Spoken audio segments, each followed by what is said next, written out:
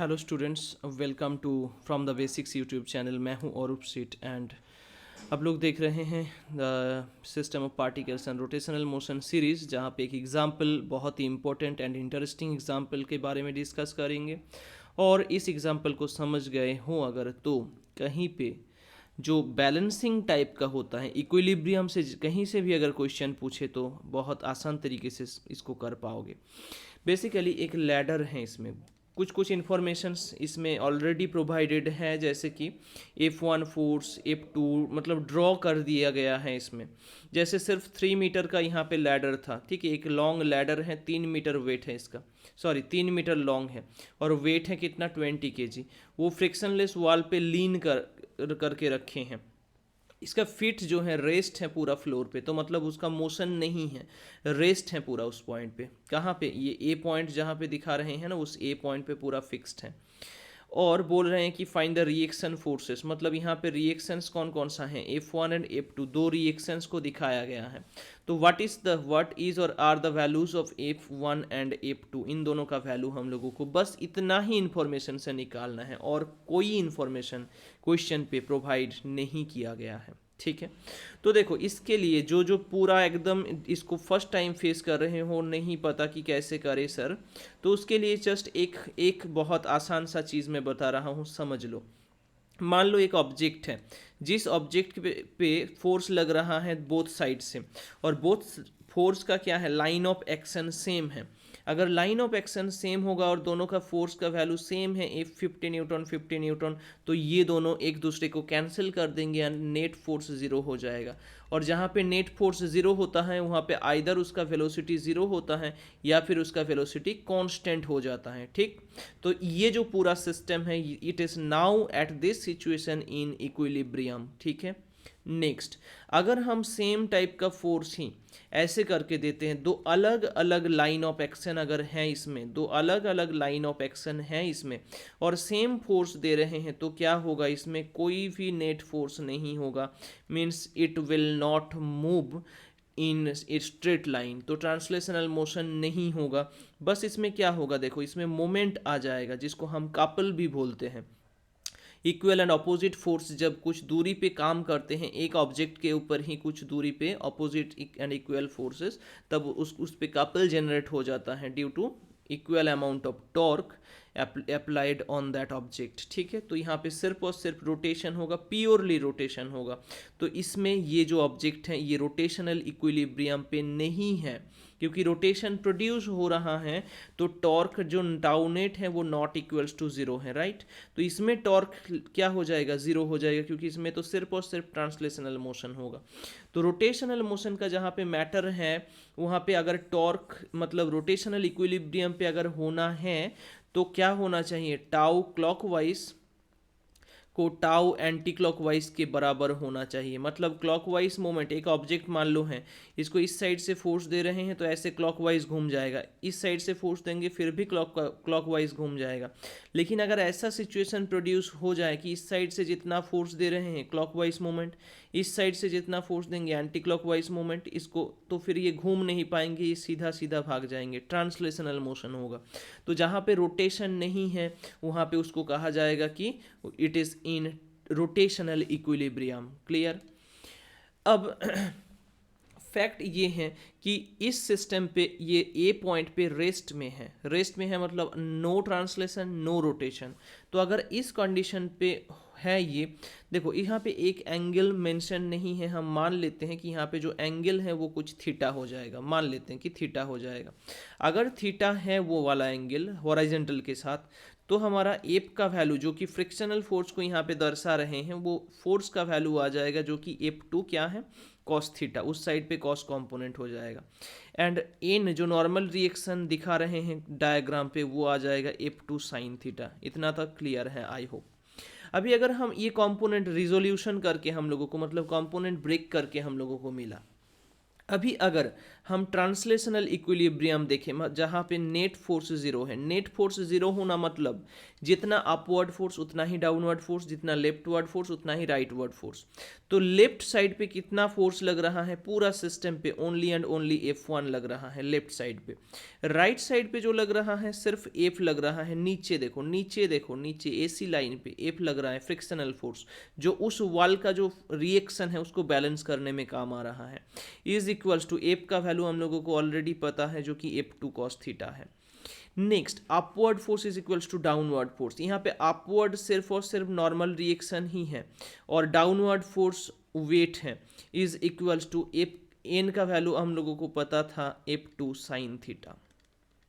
ठीक है, तो दो इन्फॉर्मेशन हम लोगों को यहाँ से मिला, F1 equals to F equals to F2 cos theta, N equals to W equals to F2 sine theta. दो चीज़ करके मिला, एक क्या है कंपोनेंट ब्रेक के करके, दूसरा क्या है ट्रांसलेशनल इक्विलिब्रियम लेके। फाइनल जो इस चैप्टर से इन्वॉल्व्ड है वो क्या है रोटेशनल इक्विलिब्रियम, मतलब टाउ जो नेट होगा that should have a value equals to zero. Now ये कब होगा, tau anti clockwise is equals to tau clockwise, tau clock is equals to tau anti clock. Under this situation, under this problem क्या हो रहा है, clockwise movement कौन दे रहा है। देखो लैडर को अगर ऐसे ही छोड़ दोगे तो इसका वेट कोशिश कर रहे हैं नीचे घुमाने की, मतलब इसको, इसका जो वेट है वो कोशिश कर रहा है इसको क्लॉकवाइज मूवमेंट देने की, ऐसे घुमाने की। और F1 जो है, F1 कोशिश कर रहे हैं इसको एंटी क्लॉकवाइज घुमाने की, राइट। तो ये समझ आ गया कि F1 और यहाँ पे W का काम क्या है। तो एंटी क्लॉकवाइज कौन दे रहा है, F1 दे रहा है।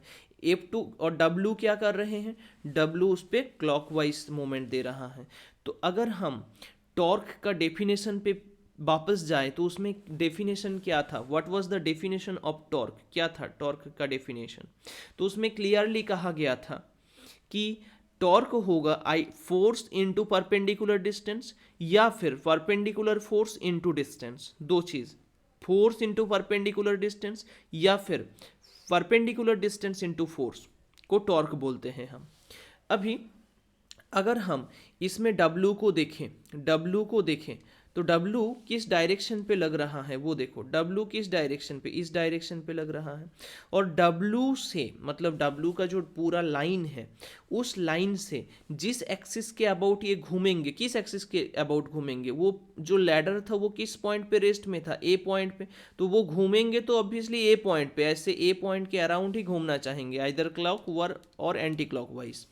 तो W कोशिश कर रहे हैं उसको उस A पॉइंट के अबाउट घुमाने की क्लॉकवाइज डायरेक्शन पे। तो इस W के साथ परपेंडिकुलर डिस्टेंस अगर देखें तो ये वाला डिस्टेंस मतलब AE डिस्टेंस, और D पॉइंट जो यहाँ पे मेंशन किया गया है जहाँ से W को खींचा गया था वो पॉइंट क्या है, लैडर का centre of mass point, right. वो D पॉइंट क्या है, सेंटर ऑफ मास पॉइंट। तो अगर मान लो ये सेंटर ऑफ मास पॉइंट है जो कि इस लाइन के बिल्कुल बीचों बीच खींचा गया है, तो ऑब्वियसली इससे अगर परपेंडिकुलर ड्रॉ करेंगे ऐसे तो ये जितना दूरी होगा ये उतना ही दूरी होगा, राइट। ये तो मतलब जियोमेट्री कह रहे हैं। तो यहाँ पे परपेंडिकुलर डिस्टेंस कितना आ जाएगा, ये वाला परपेंडिकुलर डिस्टेंस हो जाएगा जो कि AC/2 हो जाएगा। मतलब W work done, sorry W means weight into AC/2 is equals to, कौन इसको एंटी क्लॉकवाइज, ये क्लॉकवाइज मूवमेंट हुआ, कौन इसको एंटी क्लॉकवाइज घुमा रहे हैं, F1। कौन घुमा रहे हैं, F1 इनटू F1 जो फोर्स है उस फोर्स का अगर हम ऐसे खींच दें तो उस फोर्स का परपेंडिकुलर डिस्टेंस कितना है एक्सिस ऑफ रोटेशन से। एक्सिस ऑफ रोटेशन कहाँ से गुजर रहा है, A पॉइंट से। तो बेसिकली A पॉइंट से इसका परपेंडिकुलर हम लोगों को चाहिए था, मतलब वो ये दूरी चाहिए था, और ये दूरी मतलब ही हमारा BC दूरी है। तो F1 into BC, F1 into BC। अभी समझ नहीं आ रहा है जिसको कि 2√2 कहाँ से आया, यहाँ पे क्वेश्चन पे तो नहीं दिया गया था 2√2 कहाँ से लिख दिए हैं।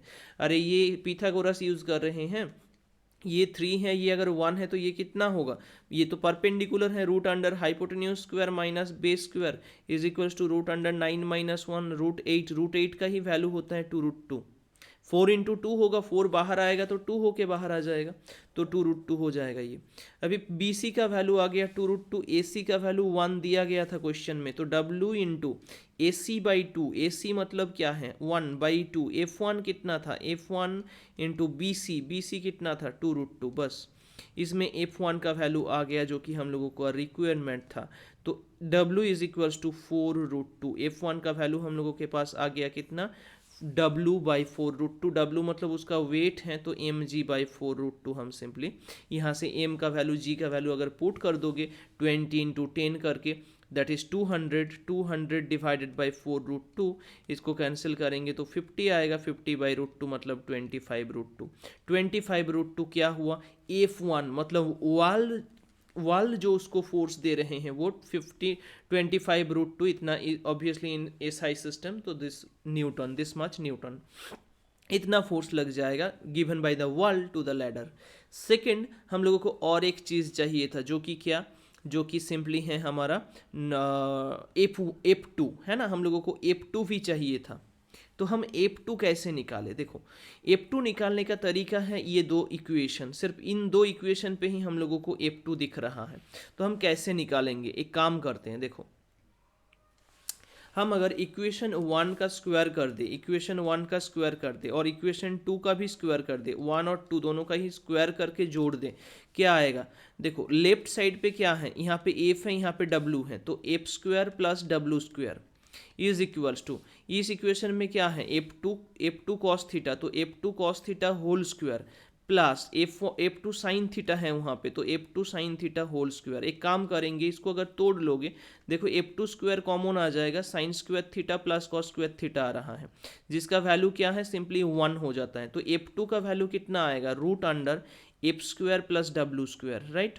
अभी एफ कितना है, एफ का ही वैल्यू हमारा F1 है, एफ का ही वैल्यू क्या है F1 है, तो root under F1 square plus W square, तो F1 का वैल्यू हम लोगों को पता चल गया था 25√2, उसका स्क्वायर करेंगे तो कितना आएगा, 25√2 का अगर स्क्वायर करेंगे तो कितना आएगा, 25 स्क्वायर 625 है, 625 इंटू 2 प्लस डब्ल्यू मतलब एम जी, तो 200, 20 kg था, उसके साथ जी मल्टीप्लाई किया तो 200 625 इंटू 2 मतलब कितना होगा 1250, कितना 1250 प्लस 200 मतलब रूट अंडर 1450, बस ये वैल्यू है। यहाँ से देख लेना कितना न्यूमेरिकल वैल्यू, मतलब कितना रूट स्क्वायर रूट या डेसिमल जो भी वैल्यू आएगा कितना आ रहा है। तो आई होप, देखो इसमें फ्रिक्शन भी नहीं था, कुछ भी दिया नहीं गया था पर फिर भी हम लोग इसको निकाल दिए हैं, ठीक है। तो इस तरीके से निकालना है। और अगर पूछें कि ये जो नीचे वाला रिएक्शन फोर्स है F2 वो कितना एंगल कर रहे हैं, तब हम क्या करेंगे, सिंपली यहाँ पे जो दिख रहा है ना ये इक्वेशन, ये वाला इक्वेशन डिवाइड कर देना, इक्वेशन 2 डिवाइडेड बाई इक्वेशन 1 कर देना। इक्वेशन 2 डिवाइडेड बाई इक्वेशन 1 करोगे तो क्या आएगा, F2 sine theta by F2 cos theta, sine by cos मतलब क्या आएगा tan थीटा आ जाएगा, is equals to left side पे F मतलब F1, तो F1 बाई नॉर्मल रिएक्शन या W को पुट कर दो, F1/W दोनों ही पता है, F1/W पुट कर दो, थीटा का वैल्यू आ जाएगा, ठीक है। तो इस तरीके से अगर क्वेश्चन पे मतलब इस टाइप का क्वेश्चन दे देते हैं तो ऐसे ही सॉल्व करना है। फर्स्ट क्या करना है, फर्स्ट इसमें देखना है कि ट्रांसलेशनल इक्विलिब्रियम का कोई मैटर है या नहीं, रोटेशनल इक्विलिब्रियम पे ये सिस्टम है या नहीं। तो दोनों का अगर इक्विलिब्रियम है, दोनों का ही अगर इक्विलिब्रियम है तो हम simply equilibrium of translational motion rotational equilibrium and translational equilibrium दोनों का कॉन्सेप्ट यूज़ करके हम इसको सॉल्व कर देंगे, ठीक है। कॉन्सेप्ट आई होप समझ आया। अगर जहाँ पे मान लो कि फोर्स का मैटर है, नेट फोर्स 0 है, ट्रांसलेशनल इक्विलिब्रियम, तो left side force equals to right side force, upward force equals to downward force. अगर मान लो टॉर्क की बात करें तो clockwise movement is equals to anti clockwise movement, बस यही मैटर है। बहुत ही सिंपल सा सवाल पूछते हैं इस चैप्टर से, क्योंकि ज़्यादातर स्टूडेंट्स अटेम्प्ट करने पे ही डरते हैं इस चैप्टर से, ठीक है, क्योंकि बहुत सारा ऐसा टॉपिक्स हैं, ऑफ टॉपिक्स हैं, जहाँ से अगर क्वेश्चन पूछ दे तो मतलब अगर पहले से प्रैक्टिस नहीं होगा तो नहीं कर पाओगे उसको, ठीक है। आज की प्रॉब्लम यही था। अगर कुछ डाउट रहा होगा तो ऑब्वियसली कमेंट सेक्शन पे कमेंट कर दो, और अगर इस चैनल पे नया हो तो चैनल को सब्सक्राइब करके बेल आइकन को हिट कर दो, ताकि इस टाइप का इन्फॉर्मेटिव वीडियो और भी ज़्यादा तुम्हारे पास पहुंच सके, ठीक है। वीडियो अगर पसंद आया तो लाइक एंड शेयर कर देना, और आई होप इस वीडियो को इन्जॉय किए हो। Thank you for watching this video.